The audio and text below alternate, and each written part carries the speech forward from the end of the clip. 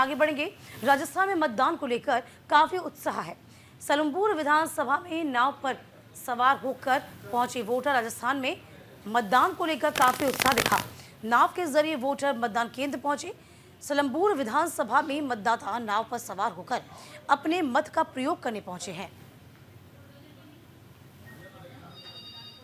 तस्वीर देखिए, मतदान को लेकर लोगों का उत्साह इस वक्त काबिल तारीफ। अपने मताधिकार का इस्तेमाल करने के लिए नाव पर सवार होकर पहुंचे हैं। दीपक हमारे सहयोगी इस पूरी खबर पर नजर बनाए हुए हैं। दीपक, तस्वीरें आपके जरिए जो भेजी गई थी वो हम दर्शकों तक पहुंचा रहे हैं कि वाकई में काबिल तारीफ है कि नाव पर सवार होकर तमाम मतदाता पोलिंग बूथ तक पहुंच रहे हैं, अपने मताधिकार का इस्तेमाल करें। उत्साह काफी है, लेकिन ये जरूरत कैसे पड़ी, ये नाव से ही क्यों आना पड़ा, जरा इस पर थोड़ा सी रोशनी डालिए। देखो, रास्ते में जो है वो पानी आता है और पानी आता है तो पानी में नाव से ही पार किया जा सकता है। बेहद खूबसूरत लोकतंत्र की ये तस्वीर है कि आपको कोई एक्सक्यूज नहीं है, बस आपको अपना वोट डालने जाना है तो जाना है। और यही ये तस्वीर जो है वो बयां करती है। वहां पर पानी है, पानी में नाव से ये लोग जा रहे हैं, महिला भी इसमें शामिल है और अच्छे से अपना जो है वो डाल रहे हैं। तो ये बेहद खूबसूरत तस्वीर है। और राजस्थान की अगर मैं बात करूं तो राजस्थान में अभी 11 बजे तक का जो अपडेट है वो आया है, उसमें लगभग 26% जो वोटिंग है वो अब तक हुई है 11 बजे तक, जो कि एक अपने आप में एक अच्छा संकेत है। हो सकता है शाम होते होते वोटिंग पहले जब विधानसभा चुनाव हुए थे तब वोटिंग प्रतिशत 78 रही थी, तो ऐसा चुनाव आयोग भी उम्मीद कर रहा है कि इसके आसपास ही जो है वोटिंग प्रतिशत है। और इसके अलावा दौसा की, मैं सलुम्बर की तो बात कर ही रहा हूँ, सलुम्बर में उदयपुर में किस तरह से लोग झीलों की नगरी कहते हैं उदयपुर को, तो वहां पर सलुम्बर की विधानसभा क्षेत्र है, वहां पर लोग झील से होते हुए, नाव से होते हुए वोट डालने के लिए। देखिए, स्थानीय मुद्दे जाहिर सी बात है दीपक हावी रहेंगे जो विधानसभा चुनाव में अमूमन रहते हैं। 7 सीटों पर राजस्थान में चुनाव है, इन सीटों की आबो हवा क्या कहती है?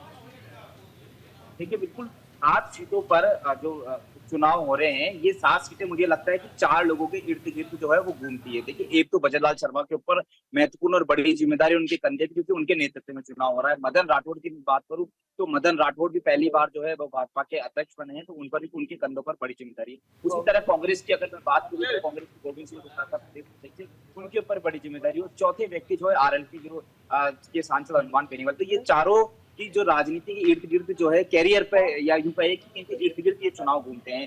राजस्थान में कई सारी ऐसी विधानसभा सीटें 7 सीटें जहाँ पर जो है त्रिकोणा मुकाबला बना हुआ है।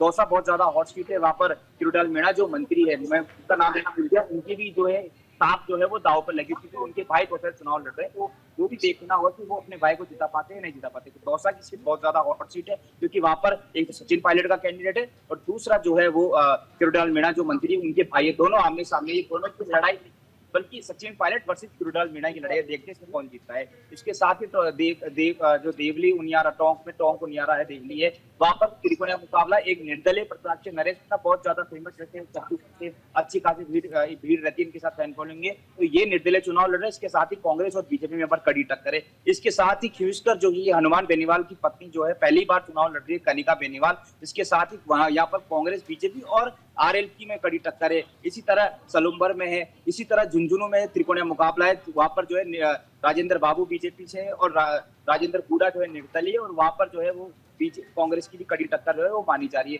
तो यूं कहे कि 7 में से 4 ऐसी सीटें जहां पर त्रिकोणा मुकाबला है, कांग्रेस बीजेपी और निर्दलीय में टक्कर है, और बाकी अन्य जगह जो मुकाबला है वो काफी ज्यादा टफ है। इन 7 सीटों में से केवल एक सीट है जो भाजपा के पास होती, सलुम्बर, क्योंकि वहां पर विधायक की डेथ हो गई, तो उसके बाद ये सीट खाली हो गई, तो उनकी पत्नी जो है शांता मीणा जो है वो चुनाव लड़ रहे हैं। एक सीट केवल बीजेपी के पास थी, बाकी की जो सीटें 4 सीटें वो कांग्रेस के पास थी। देखिए, वही जाहिर सी बात है दीपक, हमें पिछले कुछ वक्त से देख पा रहे हैं कि चाहे चुनाव लोकसभा का हो, चाहे विधानसभा का हो या उपचुनाव क्यों ना हो, यहाँ पर जो साइलेंट वोटर्स होते हैं ना, वो बड़ी भूमिका निभाते हैं। क्या राजस्थान की जनता के मन में भी कुछ है जो सामने नहीं आ रहा? साइलेंट वोटर्स कितनी भूमिका निभाएंगे?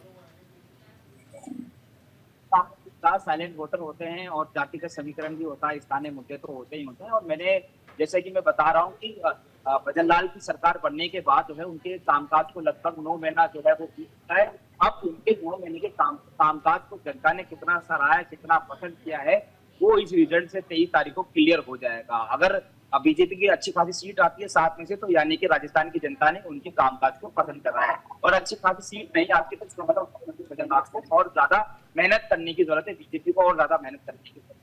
साइलेंट वोटर होते हैं, जैसा कि मैं कह रहा हूँ कि 4 सीटें कांग्रेस की है, 1 बीजेपी की है, लेकिन ये कोई तय नहीं है कि वहां पर पहले अगर कांग्रेस जीती थी तो इस बार भी जो है वो कांग्रेस ही जीतेगी, ये कोई तय नहीं है। हो सकता है साइलेंट वोटर हो, वह कांग्रेस सोच रहे हो कि वोट हमको ही मिलेंगे क्योंकि हमारी सीटें, हमारी जीती हुई सीटें, लेकिन हो सकता है साइलेंट वोटर वो अपना खेल बदल दे। तो हर जगह खेल बदलने का वही जो काम ज़ाहिर-सी होता है वो बात है, जो साइलेंट कि अभी उनका भाँपना, उनके मूड को भाँपना बहुत आसान नहीं हो पाता। हरियाणा इसका प्रत्यक्ष फिलहाल उदाहरण कहा जा सकता है।